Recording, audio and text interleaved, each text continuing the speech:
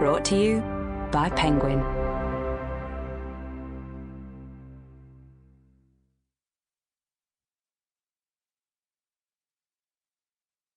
The Outlaw Ocean.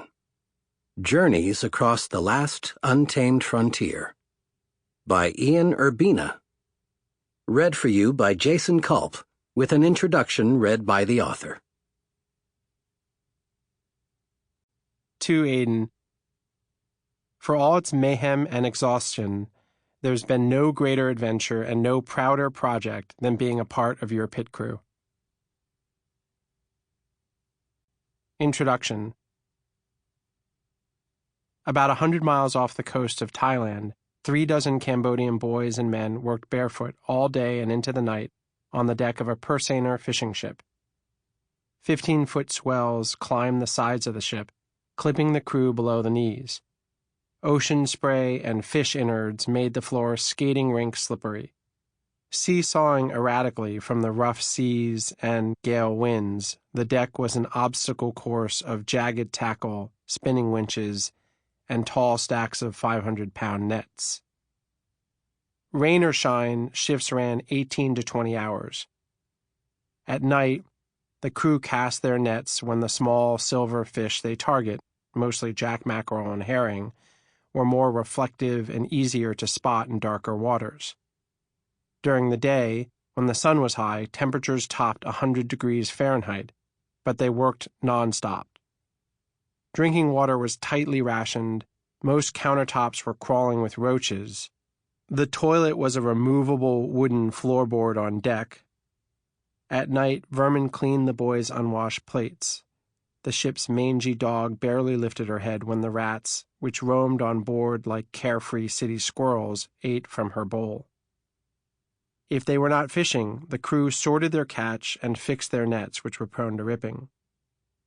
One boy, his shirt smudged with fish guts, proudly showed off his 2 missing fingers, severed by a net that had coiled around a spinning crank. Their hands, which virtually never dried, had open wounds, slit from fish scales and torn from the net's friction.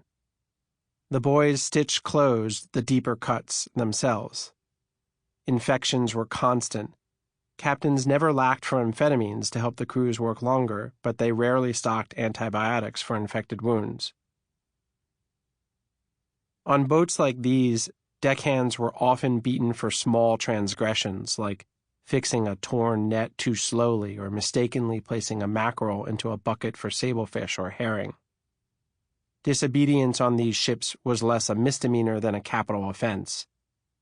In 2009, the UN conducted a survey of about 50 Cambodian men and boys sold to Thai fishing boats. Of those interviewed by UN personnel, 29 said they witnessed their captain or other officers kill a worker. The boys and men who typically worked on these ships were invisible to the authorities because most were undocumented immigrants. Dispatched into the unknown, they were beyond where society could help them, usually on so-called ghost ships, unregistered vessels that the Thai government had no ability to track. They usually did not speak the language of their Thai captains, did not know how to swim, and being from inland villages, had never seen the sea before this encounter with it. Virtually all of the crew had a debt to clear, part of their indentured servitude, a travel now, pay later labor system that requires working to pay off money they often had to borrow to sneak illegally into a new country. One of the Cambodian boys approached me, and deeper into our conversation, he tried to explain, in broken English, how elusive this debt became once they left land. Pointing to his own shadow and moving around as if he were trying to grab it, he said, "Can't catch." This was a brutal place, one that I spent 5 weeks in the winter of 2014 trying to visit. Fishing boats on the South China Sea, especially in the Thai fleet, had for years been notorious for using so-called sea slaves, mostly migrants forced offshore by debt or duress. The worst among these ships were the long haulers, many of which fished hundreds of miles from shore, staying at sea sometimes for over a year, as mother ships. Sample complete. Ready to continue?